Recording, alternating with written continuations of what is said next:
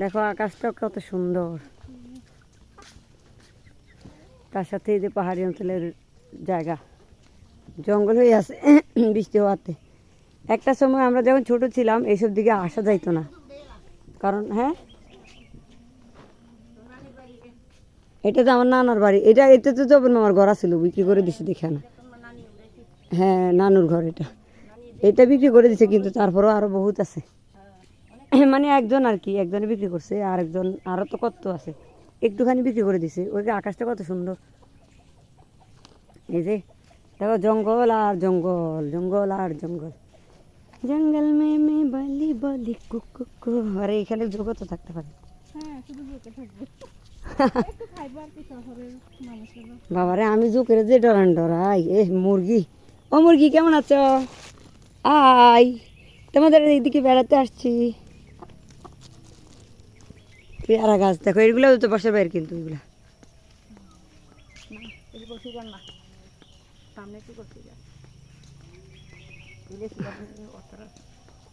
ওরে জাম জাম জাম গাছ, এটা ভুতি জাম না? ভুতিটাই থাকে তো, ভূতের মতো দূরে থাকে একেবারে, এই জন্য ভুতি জাম দেওয়া হয়েছে। এগুলো না, এগুলো জাম, আমরা এগুলো খাইতাম। ওরে হিসলা হিসলা, ভুতি জাম, ভুতি জাম, এ দেখো ভুতি জাম পড়ে রয়েছে। এগুলা মানে খাই, এগুলা জামের মতো তো স্বাদ না, কিন্তু ও একেবারে বেসাদও না। আরে আমার গলা ভেঙে গেল কেন, এত বিশ্রী হয়ে গেছে আকাশ।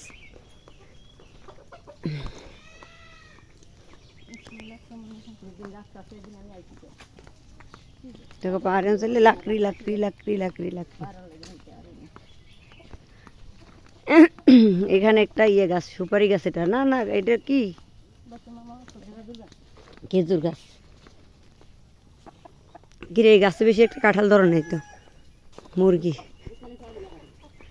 ও ব্যাপারীরা নিয়ে গেছে মনে হয়।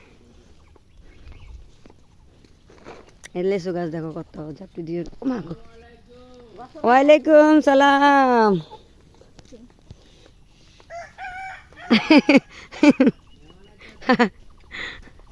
হ্যাঁ আমার ভাইয়ের বাড়িতে আসলাম। দেখো ছোট ছোট ই ধরছে পেয়ারা, এগুলা তো চোত্রা পাতা, এগুলা মানুষের গায়ে লাগাই দিলে চুলকায়, চোত্রা পাতা। এই যে ভাইয়ের এগুলা, এই যে পেঁপে ভাইকে রয়েছে গাছের ভিতরে, এই যে কলা গাছ।